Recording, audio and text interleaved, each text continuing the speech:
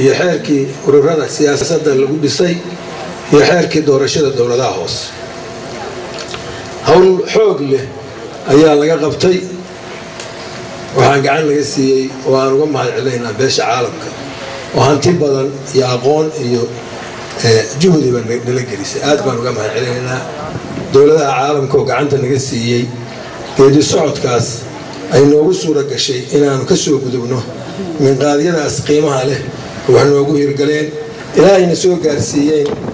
inaanu sanaadiiqdii codka lagu ridi lahaa boqolkiiba 80 aan gaarsiin ay dhaceen sanduuqyadii Buuhoodle iyo Bursaalax laakiin waxay ka dhacday dhacdo cajaa'ib leh oo loo qaateen aan ahayn cidii maqashaba af gacanta saarday waxa weeye weerarkii lagu soo qaaday markii sanduuqyada qarni la geeyay madaxdii dawladda oo maraysay halkaa oo iyadu u socotay goboladaas bari iyo Sanaag iyo inta ka shishaysa wadada maraysay la xabadeeyay dabadeedna weerar lagu qaaday stationkii xaruntii biliiska oo ay ku sugnaayeen ciidankii biliiska iyo ciidan daraawiisha oo tacsiidii boqor Cabdullaahi loo geeyay amniga inay sugaan dabeedna meesha lagu hakiyay si amniga ay u sugaan markii doorashadu dhacayso iyagoo stationka ku jira lagu weeraray laguna dilay kaashaan la dhexe Cabdi dhagaf mid loo yaqaanay Cabdi jaamac cilmi baa loo yaqiinay iyo sargaal isaguna ka tirsan daraawiisha isagoo biliisku ahaa oo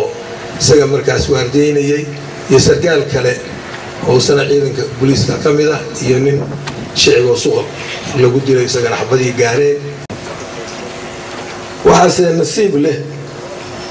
oo nasiib wanaaga inaan go'aankii ku aadana ka qaadanay halkaa oo intii daandaansiga iyo colaadeed oo magaalada laga sameeyay oo ka sameeyay ciidankaas haddaanu ka jawaabi lahayn wax badan baa dhici lahaa waxaan uga turay dadka iyaga magaalada ku sugnaa iyo dhammaan dadka reer Puntland inaanu dagaal cusub oo sokeeye aan gelino annagoo aan taariikh u lahayn inaanu saafeeyo haddii aan joojinay doorashadii dadka ugu danayna darteed annagoo meel walba geysiinay ilaa 80% sanaadiiqda caluula ugu sheysay qandala iyo buuraleyda aan gaarsiinay isna kama aanan tanasulin in nidaamka dimuqraasiyiinka uu socdo muddada hadday baa gaabnayd waxaan go'aansanay inaanu muddada aan hadda hadhay aan lagu dhamayn karin doorashadii dowladaha hoose iyo mid baarlamaanka midna hase yeeshee la wadi doono processkaas ballanna aan ku qaadayno haddii alla idmo haddaan maanta anagu xukuumadda meesha jooganahay haddaan anagu soo noqono iyo haddii cid kale ay timaadoba inay ka sii socon doonto halkaa democratization processkii 2014 baarlamaanka Puntland bishan lasoo dhaafay July 24-keedii wuxuu laalay dhammaan xeerarkii lagu dhisay democratization processka oo ka mid ahaa xeerkii lagu dhisay guddiga doorashada ku meel gaarka ah xeerkii lagu dhisay ururada siyaasadeed iyo xeerkii doorashada dowladaha hoose oo isagu baaqday xeerarka markii la laalay wixii hay'adaha ka dhashay xeerarka ayana waa la laalay si ku meel gaara ayaa la laalay go'aanka baarlamaanka isagoo la raacay isaga dekreetan ku soo saaray hase yeeshee markii la dhaafo doorashada soo socota oo iyadoo lagu soo dooran doono golaha wakiilada nidaamkii hore oo anagu hadda aan ku nimin meesha oo dowlad cusub ay dhalato dib baa loo furayaa xeerarkaas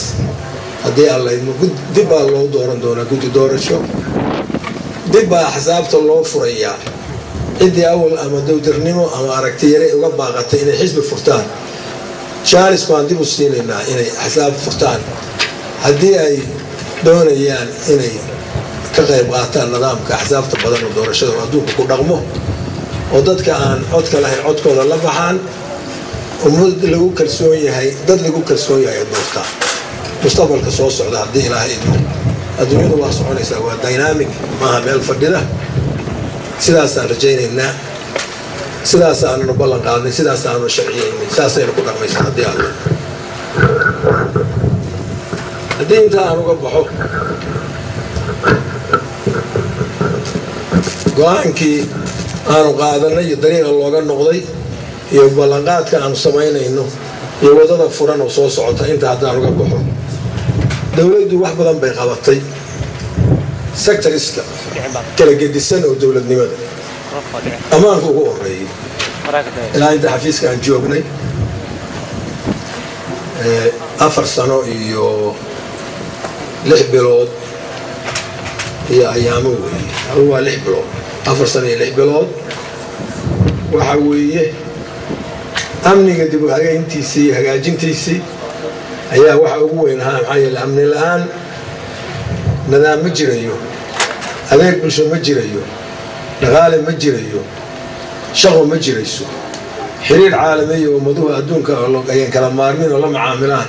iyo hay-ado dal ka shaqeeyaa ma jirayaan hadda waa ogtihiin maalintii aan nimina ma jirin waad ogtihiin in madaxda ay iska joogtay meesha in la afduubi jiray hay-adaha dadka ka shaqeeya xafiisyada ay joogaan iska furaayeen qof looga tago deegaankan u dhashay la oran jiray balse waarday watchman ay ahaayeen waad ogtihiin Puntland in lagu shabadeeyay oo caan ay ku noqotay inay ahaayeen xaruntii burcadbadeed in loo yaqiinay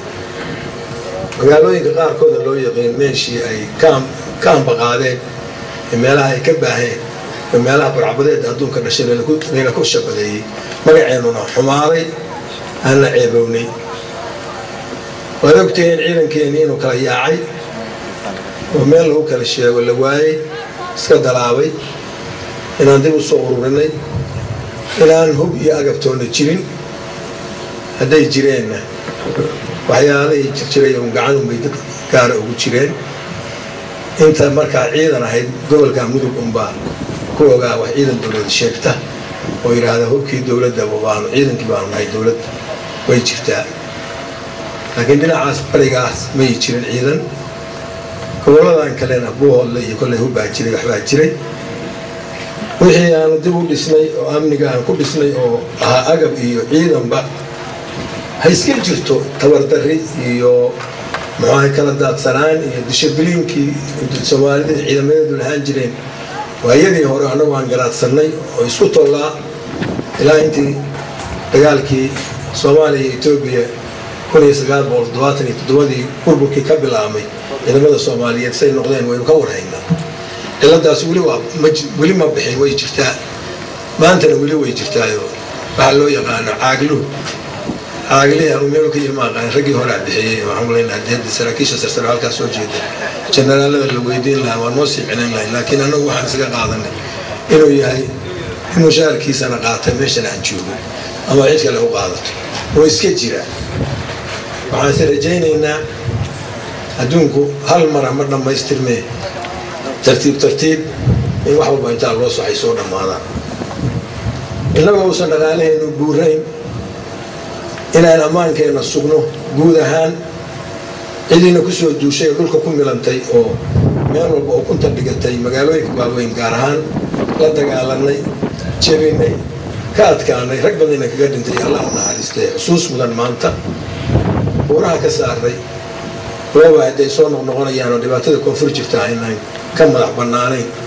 oo inagana ina saamaynayso mar kale rag badan oo berimageydhaha oo tiro badan oo qaybaha mujtamaca ugu qaalisan ay ka mid yihiin culimmadii ugu sarsaraysay madaxdii baarlamaanka rag badan oo ku jiray madax dhaqameedyo muxuu ahaadee ganacsato amniga rag ka mid ah oo badan garsoorka intaba rag laga laayay weliba inta ugu muhiimsanayd oo ugu qiimo badnayd cadowga Soomaaliyeed oo muslimka sheegta beenta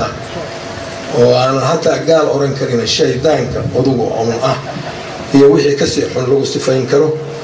oo weli jira sixirka laakiin ilaahay iyaga isku dirayo hadda isku jabeen welina hadda ay jirto dibindaabiyadiisii ayaa sabab u noqday hase yeeshee lagu joojin mayno wixii aan qabanana maxkamad baan geynaynaa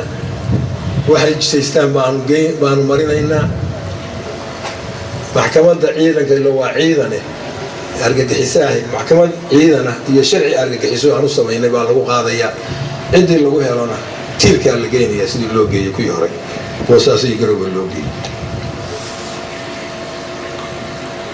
waxyaalaha badan oo misna xagga amniga oo naga hor yimid waxaa ka mid ah dagaallo sokeeya oo qabaa'ilka dhexdiisa ah reer miyiga oo iska taqaaniin carshinta waa ku diriraan waxaa iska jira daaqa iyo biyuhu iska yar yihiin aanu ugu nimi iyo kuwa dambe intaan joognay dhashay wax badan baa laga maareeyey laakiin way iska dhammaato ilaa fashiistadii Soomaaliya iyo ka horba iyo dawladdii Maxamed Siyaad laftigeedu joogta awaalinta waa islaaya waana istiriraa weligeed istiraayay ilaahay waxaan ka rajaynaynaa in dadkaas in Allah ay soo siiyo nabadgelyadooda dawladda iyo madax dhaqameedyaduba gacan bay ka geysteen inay wax badan ka qabtaan waana laga qabto waxaa laga qabtay xagga amniga stationmo la dayactiray iyo kuwa la dhisay intaba waxaa laga qabtay meelaha dadka laguna dhaqan celiyo laguna hayo ummadda laga hayo intooda laga ammaan waaye nooc kastaba ahaateen ama aanay dambiilayaasha caadiga ama kuwa argixisada ama kuwa burcabadeeda waxaa la dhisay jeelal waaweyn boosaaso jeel baa laga dhisay weyn kii hore jiray lagu sii kordhiyey qardho mid laga taagay oo burburay dib baa loo dhisay waa la hagaajiyey hadda maanta waa jeel wax aan qalabaynay oo isbitaal ku daray oo hagaajina jeelka ugu fiican uu yahay garow mid baa laga dhisayaa weyn oo caalami ah burcabadeeda iyo xafiista caadiga inta loo dhisayaa meelaha kalena waa ka sii dhisi doonaa haddii alla inoo dhiman oo gobolada intooda kale hantideenu ma wada gaadho macaawinada adduunka aan ka helaynaana haddii inaga keliya in lama siiyo Soomaaliya oo dhan baa la siiyaa wixii ka soo gaaray bayna weli ugu satroona sida anigu aan qabo waxaasoo dhan waxay qayb ka yihiin amniga dhisidiisa bay ka mid yihiin aan maanta caawa halkaa ku joogo haddii aan wax ka sheego dhaqaalaha ayaamahan waa talcabanayo oo mushaarooyin dib u dhacay iyo xogaa dhaqaale daraa iska jirto wax badan baa laga hadlay waxyaalaha sababay waxa weeye intii shilinka Soomaaliga ah oo yaraaday 2011kii macaawinooyinkii hadda ay wasiirada qaarkood ka hadlayeen oo koonfur la geeyay oo Turkiga ugu horeeyo tirada badnaa oo dollar badan lagu yaacay koonfurta abaarihi meel waa ka dhaceen laakiin ay ugu liidatay waana qoonsanahay gobolada koonfureed inkastoo anagana nagu dhacday abaartu Soomaaliya inteeda kale ku dhacday dadkii badnaa xamar isugu tagay shilinka Soomaaliga ah la kontrabaanay halka aaday ayaa yareeyay dabadeedna waxa ka faa'iideystay dadka iyagoo lacagaha speculatorska la yiraahdo lacagaha kala dhiigshiila qaar xasaaya hadhow soo saara waa waxa rasmiyan loo yaqaan ribada weey waa ribo hada baa ribada interest bank iyo nin lacagtiisa ijaartay wax ku sheegay laakiin ribada runta waxa la dhiigshiilo baa marka anigu aan ku hadlayo dhaqaalayahan ahaan wadaadna waa hayad wadaadada isu haysta kirda wadaadna dhaqaalaha waa la dhaxay marka dhibaatadii lacagtaas ay keentay dawladdii hore oo Sheekh Shariif intay joogtay go'aan baa laga gaaray ay ka go'aan adkay dawladda hadda joogta oo iyadu ku meel gaarka ka baxday oo anagu lifteeda aan leenahay oo meesha xafiiska keenay ay ka go'aan adkay lacag in la keeno baa lagu heshiiyey hase yeeshee iyadoo aan lacagtii imaan baa dawladda aanu qabatay inkastoo heshiis la kala saxiixay inay tahay priority of the priority waxa ugu horeeya wax laga qabanayo weli wax kama qaban iyadaana u idmanay inay keento oo lacagta soo daabacday annaguna aan ka wada tashano sidii lacagtii hore oo yaraatay loo bedeli lahaa oo boqoday oo cudurka laga qaadayo waan idin daaweyn karayn caafimaad darro darteed laakiin halkii taa ka daabici lahayd nasiib darro budgetkeedii waxay ka dhigatay shilin Soomaali waxaan dollar bay ka dhigatay 2013 oo 2012 ay samaysay annaguna waxaanu ka dhignay shilin Soomaali isdhaafkaas iyaga dadka safar garoobay oo dhibaatada ku dhacday oo lacagtii shilinkii qaaliyoobay iyo sicirkii suuqaha oo kii hore ku socday ku dhacday dawladdu waa ka badbaaday xoolo caadi u helaan waxay budgetkoodu waa dollar annagana dhibaatadii dawladda ku dhacday oo dawladdii ciidankii iyo ciidan waxay ka sugaysay inay budgetku soo hashinin Soomaaliya ugu bixiso shilinkiina intii ma joogo waxay noqotay 3 biloodba in bil raacdo markii shilinkii yaraaday oo qaaliga lagu bixiyo lacagtiina ay isdhaaftay defishitku inta hadda jirta halkaas uu ka yimid ay dowladda ku kaliftay inay dib u fariisato inay nidaamkii saxdo hadda waxa la yiri intuu rasuul saxaabta yaqaan hadii aan shilna soo socon wadankii lacagtiisana ay tahay dowladdu lahayd inay sharciyan inay soo daawacdona ay dan ka lahayn anana inaan u wareegno dowladisation oo baarlamaankeenu maanta dhaweyd aw saab budget ku sameeyo oo waxaan mushaar ku bixinaa doolar wada lacag inaan lahayn arintaas ma aha sax waxyaalaha dowladnimada lagu yahay waxa ka mid ah ama ugu horeeyaba markii calanka iyo laga reebayo magaca iyo astaanta iyo heesta iyo waxaas waa tilmaamihii lacagtaada inaad lacag leedahay aad iyo aad baa waxaa nooga fiican maanta Soomaaliland oo ka go'day dowladda oo shirkada soo daawacan karta aniguna dib baan ka soo sheegi doonaa haddii aan xaaladdan laga bixin unan Soomaaliland kama liidato yaan ka soo daawacan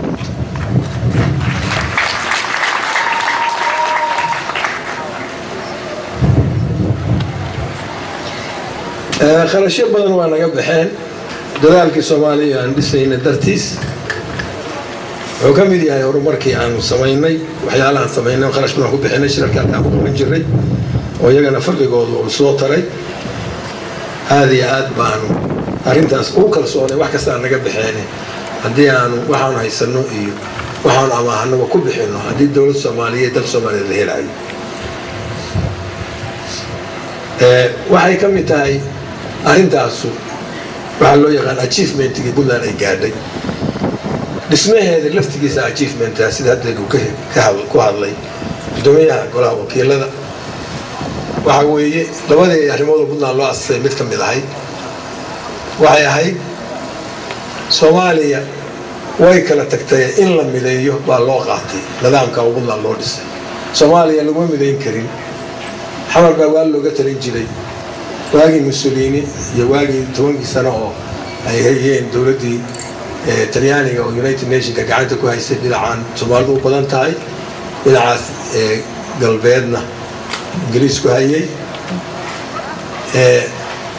Soomaaliya nidaamkii jiray lagu mideyn karin baa la diray waa la kala baxay dad baa la xasuuqay dad baa xoolihiisa la qaatay dad baa barakacay dad baa dhulkii ay u lahaayeen community ahaan iyo waxay gaar u lahaayeen ba laga dhacay in wax la kala lahaado waxna la wadaago ayaa go'aanka Puntland taas waxayna ula jeedadu ahay in dadka la mideeyo dib loogu soo celiyo dawladda Soomaaliya go'aanka kalena wuxuu ahaa arrimaha dadka halkaan u soo qaxay iyo kuwii hore joogay oo dalkooda u soo horumarsanayn inay adeegii dawladnimo oo baaqday mar haddii 8 sano laga quustay dawladda Soomaaliya dhexe in la dhiso markii shirkii Boosaaso loo ballamay 1997 la waayay in 1998 maamul Puntland la dhisto ujeedaduna waxay in lagu daydo oo meelaha kale laga dhiso guushaasna waa la gaaray oo waatan 2004 la sameeyay charter federaal dabadeedna dastuur federaal saada inii sheegayo lagu saxiixay 22 June sanadkii hore 1 Augustna lagu ansixiyay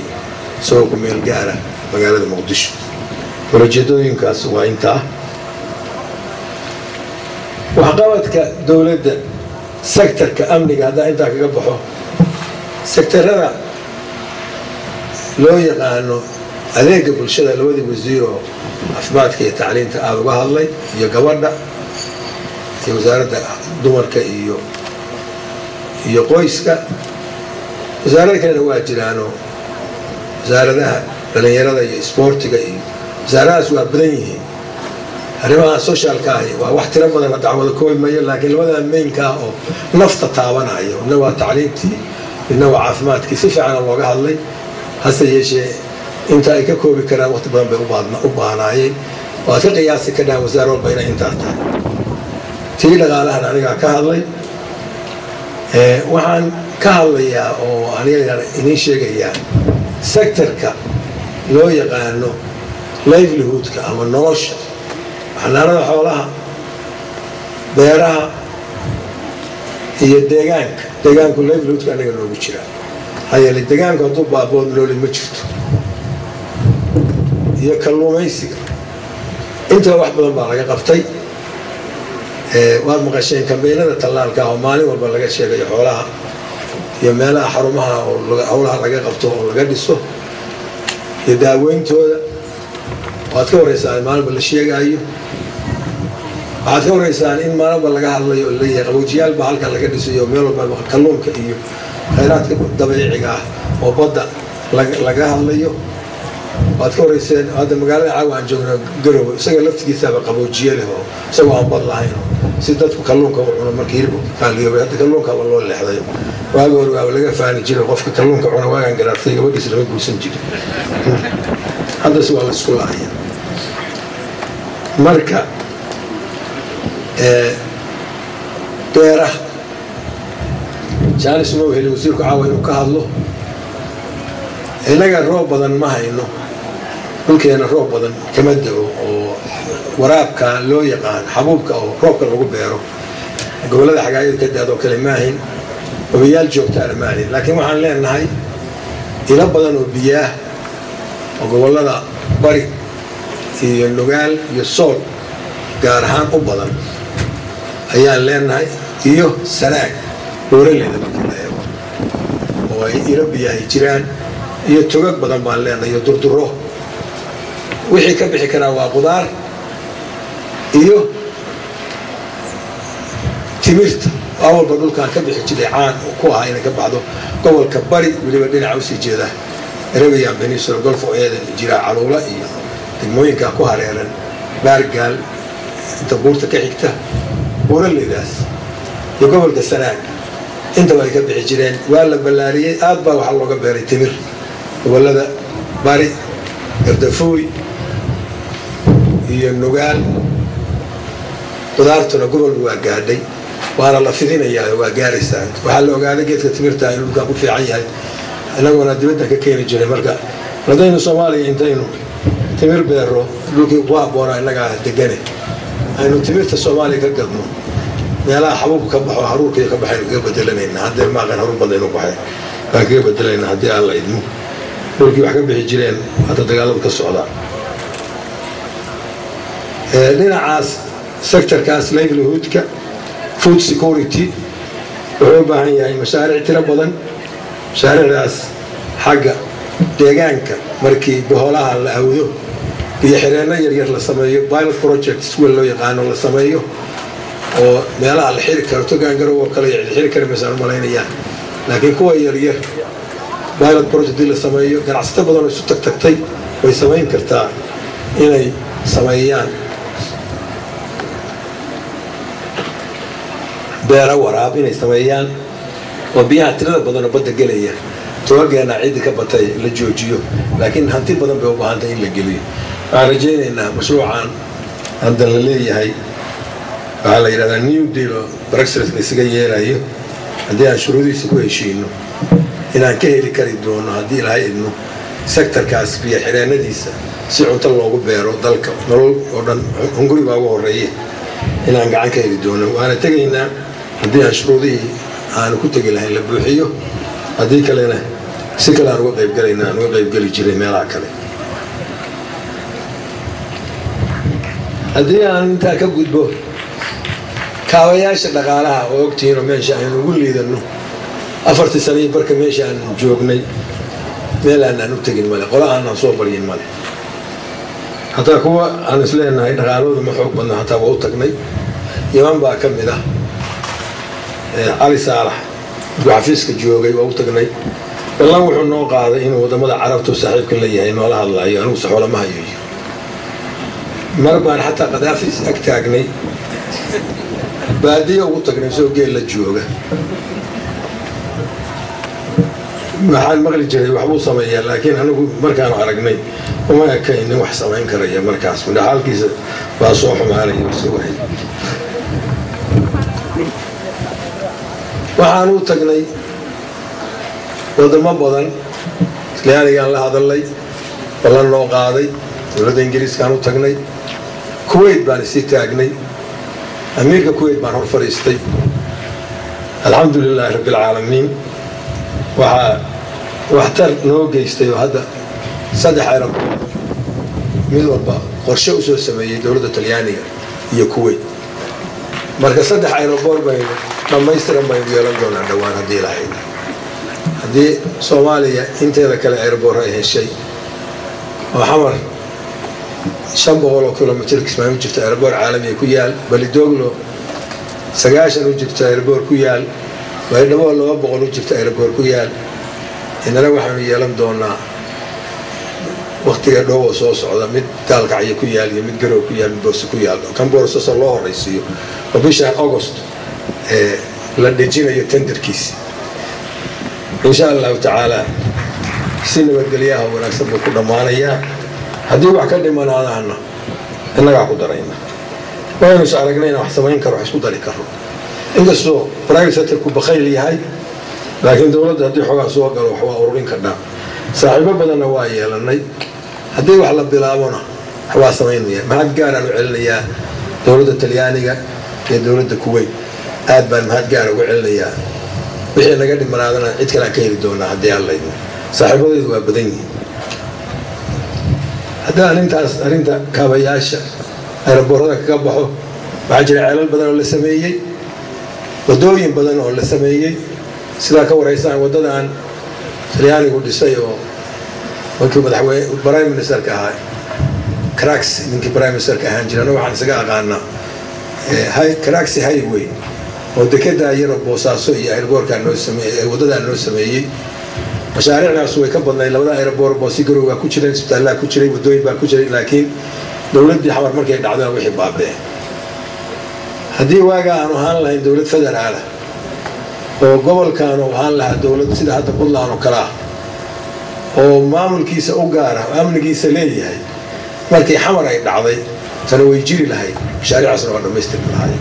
meesha ay federalism ay faa'iido ku leedahay aanu jeednana waa halka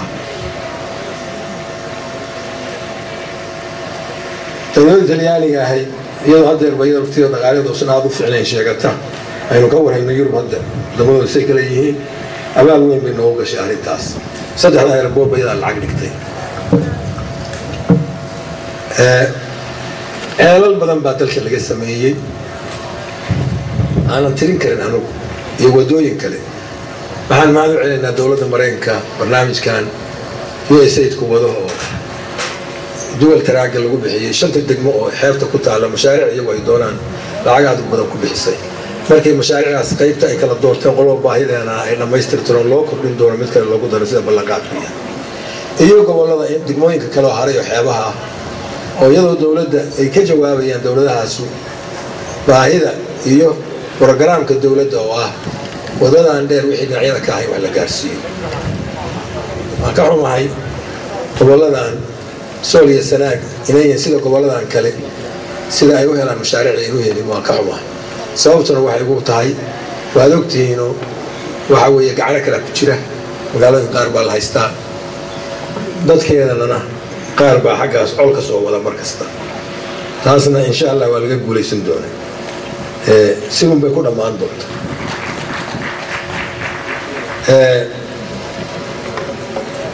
dekada Boosaaso inaga halbowlaha dhaqaaleena Soomaaliya oo dhan waa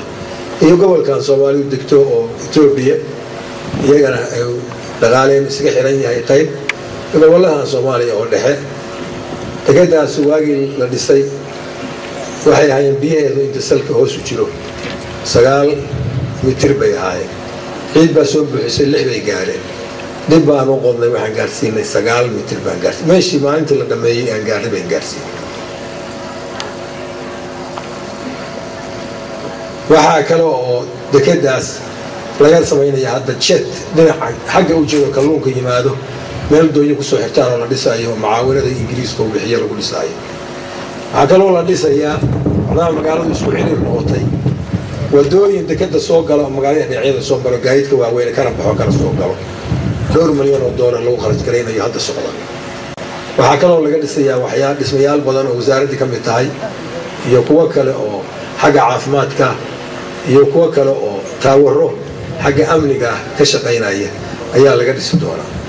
dayactirkaas iyo kordhintaas wad ogtihiin oo dekad wax qaaliya weeye insha Allah waxay kor u qaadaysaa capacity-ga iyo awoodeeda bay qaadi doontaa kaabayaasha dhaqaalaha oo kale oo wadada laamiga oo Boosaaso iyo halkan iyo Garowe talyaani ku dhisay waxaanu ka ilaalinaa hay-adda meesha ka shaqayso in hal dalool ku samayso maalintii dalool lagu arko maantana in la awdo si ay nooga noqon tan gaalkacyo iyo garow oo kale oo inta aanu kabayno laakiin kabku iska socdo hase yeeshee diiran in badan ay ka diiran tahay iyadana waxaan rajaynaynaa dhaqaalo u helno haddii ilaahay waa rajaynaynaa haddaan wax ka horeeyo weyno new dealka inaan ka helno iyada iyo tan laascaan u leexata intaba wixii tabarii noqoto markasta kolley kabku waa ku socdaa waana lasii kordhinaya wadooyin kale way dhici kardhaa oo fidel road ah oo kuwa xeebaha aada iyo kuwa gobollada kale oo waqooyiga ka xiga dhinaca wadada laamiga iyagana in la sameeyo ama la dayactiro ama wadooyinka jacadaaga ah iyagana rajaan ka qabnaa insha allahu tacaala inay wax ka samaysmaan koobi kari mayo haddaan dabcan wasaaraddeena u qaado iyo nooc xagga communicationka awal qoladan hadda hortida taagan ayaa carada monopoly ku haysatay waxay doonaan qora hadda way fiicnaadeen markii waxay arkeen annagan raadiyo leenahay television marka annaga wax sheegi karayna way arkeen marka iyana way dhaqan galayaan tenderkii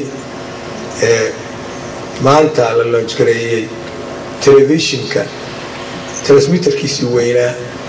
in la keeno qadaraaska cidda ku bixin lahayd maanta ii soo sheegeen dowladda talyaaniga maalgelisay qalabka dhismahana dowladdaan samaysay wixii annagu aanu dhisnay toos u dhisnay oo xafiisyo dowladeed iyo madaxtooyo iyo baarlamaan iyo ayroboorada iyo muxuu ahaay ayroboorka boosaaso terminaalkiisa iyo waxaa la socdo daaraha agtiisa oo qabyo ahaa dhammaystirkiisa iyo aan lacag badan gelinay iyo kan hadda garowa aan wadno iyo kuwo kaloo aan kusii dari doono iyagu hadda xisaab male haddii aan intaa lacag ka badan heli karno meel waa dhisi lahay laakiin lacagta nagu yar insha allahu lacag badan waa la heli doona iskudayagayga uma sahlanayn hadda waataanu rii keennay oo aanu dharoor ka taagnay oo 1 sano iyo dheeraadu ka taagnaa oo aanu shaqo adag ka qabannay sidii aan ku talagalay isla markii wax ma soo boodin laakiin haddee bahalkaas badda meesha laga baarayo qolada baaraysana ma aqaan mararka qaarkood inay ku gacan bixiyaan runta kuu sheegin oo iska dhici kardhaa laakiin kolley sida aanu aqoon ku ogaanay markii meelo badan lagu hongowaa mar meel laga helaa laakiin meesha tuhunku ku jiro oo sahanku ku dhaco runga ma aha waxaa la aaminsan yahay puntland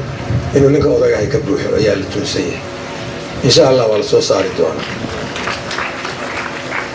waxaan se hadhow dib ugu noqon doonaa oon ka hadli doonaa soomaaliya way degi weyday hadday degan tahay batrool waa laga soo saari lahaa batroolku faa'iidana waa leeyahay khasaarana waa leeyahay wadamo dhibaato u keenaa waa wixii aan wax maamulan aqoon ama hunguri badan oo is yidhaahdo qolo ka badso ama kuwa maamulka joogaa ay dhacaan ama dadka markaas deegaanka laga soo saarayo laga camiri waayo oo dii puntland kale laga soo saaro oo dowladda soomaaliya ay wadaagto laga soo saari waayo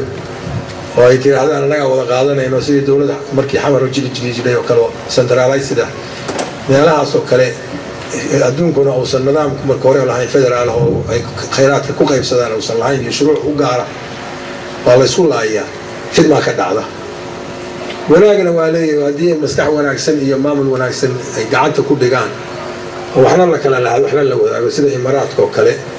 iyo australia oo kale dowladda dhexena waxay leedahay la yaqaan state walbana u leeyahay khayraadkiisa markaas dhibaato kama dhacdo arrintaas ogaada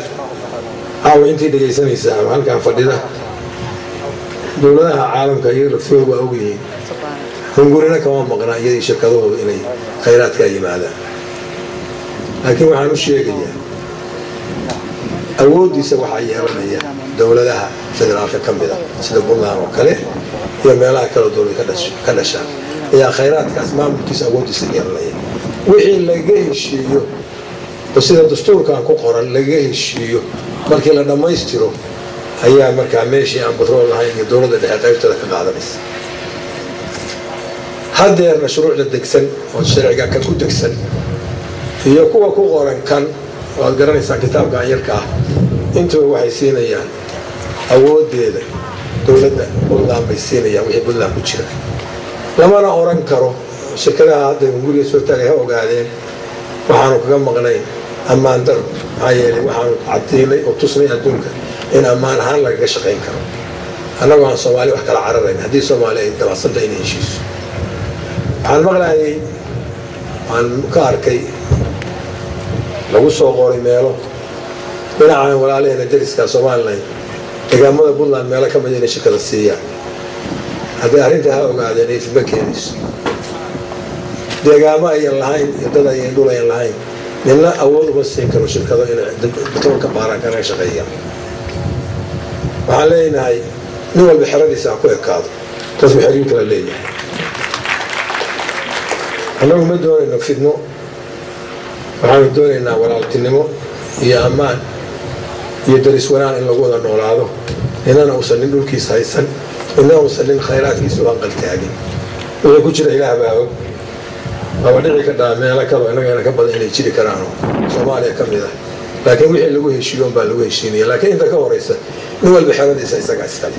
ninna xeradiisa looma imaan karo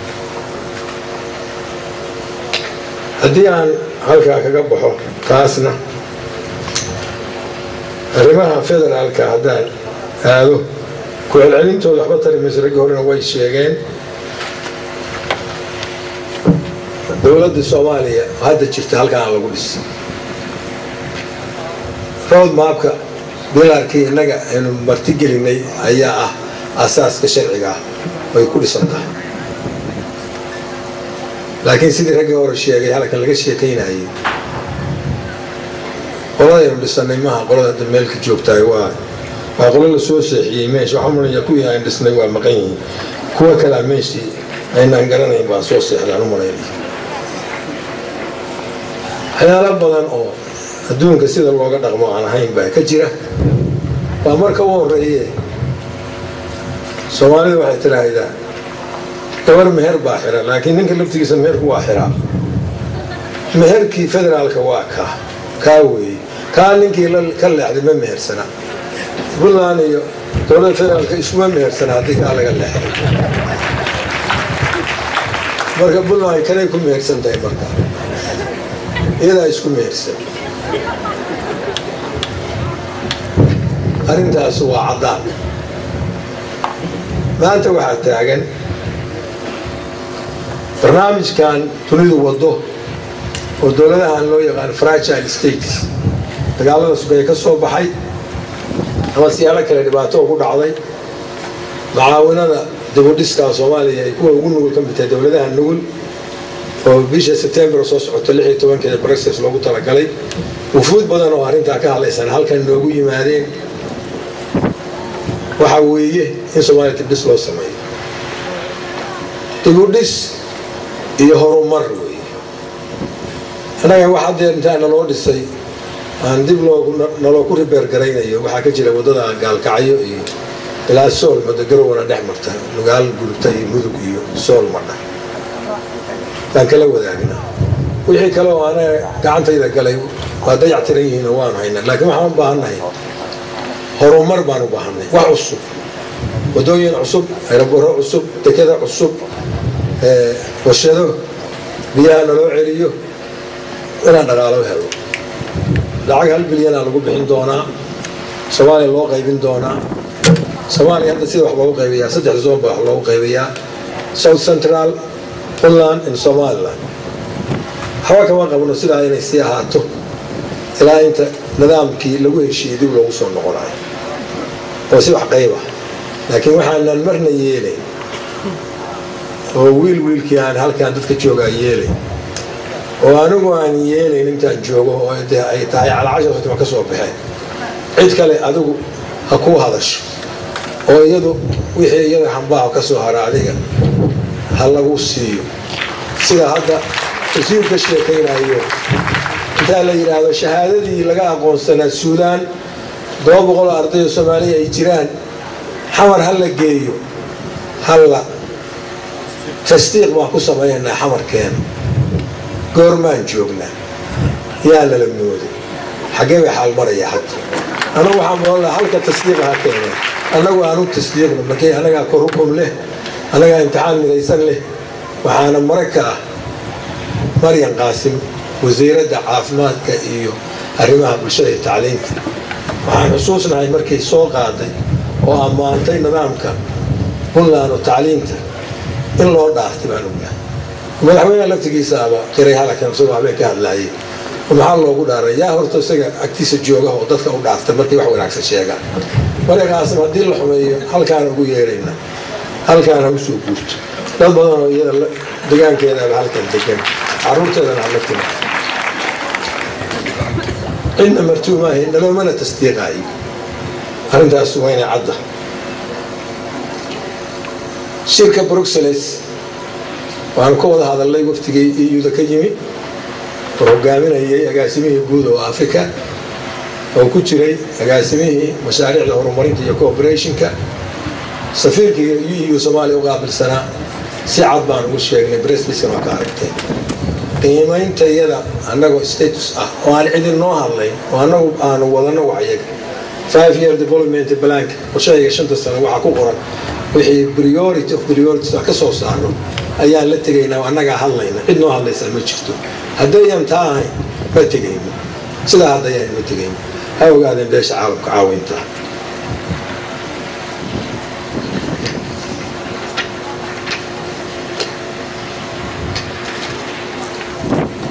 dowladda federaalka dastuurkii federaalka way ku ciyaartay mid bay samaysatay kale September 7-deedii baarlamaanka loo qaybiyay dastuurkaas haddii san kay rasmiga ay ku noqon annaga xiriir naga dhaxaynay ma jiraan wuxuu ahaanayaa dastuur dowlad goboleedka xamar ay leedahay buu noqon ma aha kay hadda haystaan kii Soomaaliya ma oo haysan karaan dowlad goboleed xamar haday noqonayso inay kaas ku dhaqmaan anoo kuma haysano laakiin mid Soomaaliyeed ma ahan haddii dowladdu ay khilaaftay nidaamkii federaalka oo lagu heshiiyey artikelka dastuurkan ku qoran oo artikelka kontonka wixii ku yeelay oo ah stateska dowladihii kale inay dhashaan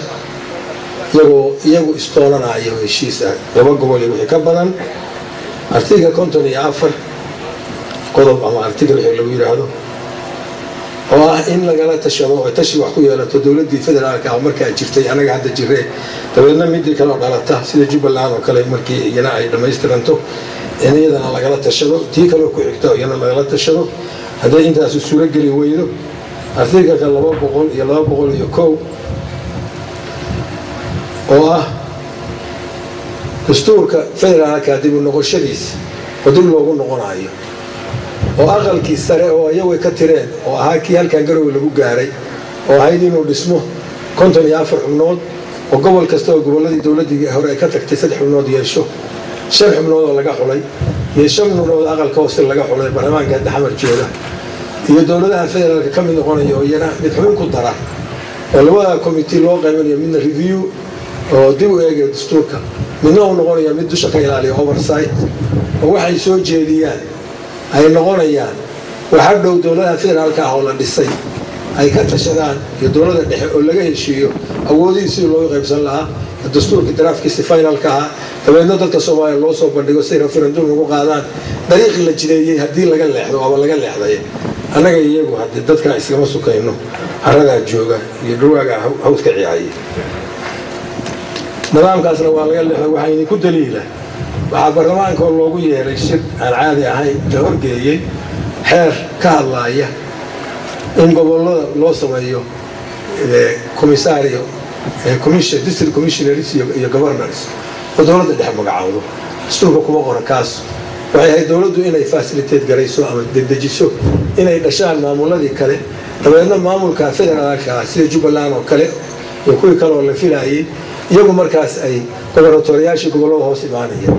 iyo meeyaradii degmooyinkooda ay magacaabaan ama dadkoodu doorto maaha inay iyagu gacan dhaafto taasuna waxay tahay waa federaal diid haddii federaal la diidayna kitaabkaana meesha imaanaya yarka artikelkiisa 4 oo waxa ku qoran aad ka wareysaan in ninkii xilka roobku oga ka soo dejiyo annagu markaas waan arkayna waxa la yiraahdaa calaamatu madar fi saxaab qaabka ay u dhaqmayso federal way ka tagtay hadday ka tagtayna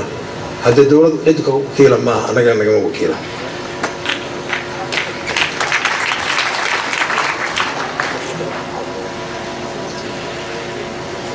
waxaa jira shirar bay isugu tagaan Soomaaliland iyo dawladda federaalka magaca hadda haysata oo ay isugu tagaan dhowr jeer Istanbul annagu waanu soo dhaweynaa waana jecelahay in Soomaaliland ay Soomaaliya dib ugu soo noqoto ku biirto la wada xaajoodo la wada hadlo wixii la kala tabayo la isu sheego la kala jid qaato wixii gar leh kartada la sii wixii gardarana gardarada loo sheego laakiin yaa u idman Soomaaliland hadday tiri waa go'aanay ay raadinayaan aqoonsi caalami marka uu horeeyo waxay ka raadinayaan Soomaali oo yaa siin kara marka Soomaali inteedii kale oo dhisantay oo dawladdaas inteeday shaqayn lahayd state-kii federaalka ah ay kala dhismi lahaayeen dawladdu ay noqoto mid la ogol yahay nidaamku dhisan yahay oo la isu yimaado anagoo isu kalsoonaan inaan waraye Soomaaliland aan raadina bal wixii aynu ku wada xaajoon lahayn meel wada dhigo laakiin xamar iyo Hargeysa wax ka dhaxayo hadda gooniye ay ka wada hadlayaan anoo garan mayno waxay doonaysaa aqoonsi xamar ma siin karo xamarna uma leh jurisdiction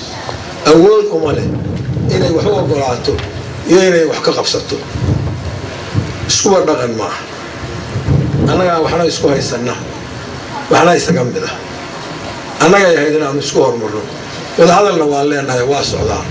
meeshu noo gaaro laakiin qaansar roobaad Hargeysa iyo xamar garow laga talaabsaday waxba isa siin mayaan Soomaaliland aqoonsi way raadisa ka heli maysay isku lugoynina xamarna ma siin ka dhee awoodayn lahayn yey raadin ma bixin karto taasna intaasna kale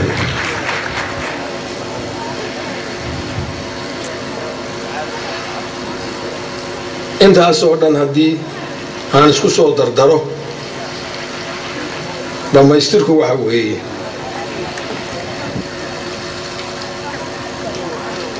haddii dawladdii aan dhisnay isaan noqoto haddii ay ka leexatay shuruucdii dalka u deganaa haddii calaaqaadkii naga dhaxeeyay iyo go'aankii iyo heshiiskii aan 11 March ala kula saxinay prime minister delegationkiisa waxba ka fulay haddii shirarka caalamiga ah waxa uu leenahay oo aanu leenahay constitutional rights wax loo yaqaan xuquuq dastuuriya ay soo taagto haddii aanan ogolayn inaan wixii ka wada hadallo wax kala jidaysano haddii safiiradeedii ay gobolladii gobolka oo xiriirka aan la lahayn in ay rag iyagu colaad Puntland qaba ay geysay intii kale oo dhimanayna hal nin baa reer Puntland ka joogay hadda sabab isaga waxa la yiri waa lagu bedelayaa nin kale lagu bedelayaa waa reer Puntland ahayn kii yaraado hadda joogay oo magaciisa garan maaye Suudaan joogana oo diiday prime ministerkiisii oo diiday go'aankiisa iyo wasiirkiisa tacliinta inkastoo qaladka markii hore isagu sameeyay hadduu inta diiday haddii anagana wakiil naga ma aha mar haddaan safiiradina wakiil naga ahayn dawladda dhexana taa tahay haddii waxaan ku wada shaqaynaa ma jiraan waxa weeye Musa wadiinuhu wa hebel wadiinuhu halkee kala joogay Isa wadiinuhu Musa wadiinuhu Muhammad wadiinuhu halkee kala joogay cid u baahan Allah baahi ayaan anagu ayaan noo qabin anagu maanta uma qabno sidaas oo ay tahay haddii ilaahay baaqaan malaa'ig la soo diraayo hanuuninaysa inna allaha la yughayyiru biqawmin hatta yughayyiru ma bi anfusihim malaa'igna filmayo dadka iyaga ay ku tiirsan yihiin waa meesha jooga hadday iyagu arintaas iyagu iska bedelin anagu halkaas aan kala joogaynaa meesha caalamkana aad baan uga mahadcelinaynaa wada shaqaynta nala shaqayso waxa soo socdana waan uga mahadcelinaynaa sida aanu xaqayga u heli lahayn waxa mucaawina caalamka laga helo iyo sidii loo taakulayn lahaa dawladda burburay oo tabar daran baan nahay inta hadda nala qabatay uga mahadcelinaynaa mahadaas weyn ilaahay baa iska leh waxa ay talo mahadaas iska leh dadkeena halkaan degan oo dulqaadka badan oo saburka badan oo mid Soomaaliyeed ku soo dhaweeyay meesha ودوني ولي سومالي إني مدودو أنك قوسا ما هاد قاري ليهين أنا قالوا في قال يسمع علينا إلهينا أجرها نقصيه أنا نقول حريستو من ماذا أنا هجاجيو إذا كان وحين قدر دار مياه معلم تان أيامها خير كقوة سمادك قدر مياه إن إلهي بلاقيك إنك إجابه قد كان أنا مذيو هذا وقالنا قبته سوالنا هذي إلهي أقرتي إن مذيو آخر كنظام كأنا وأنا أقبل سنة هاي أو كم مذيو وحيد ديدنا إلهي قبته السلام عليكم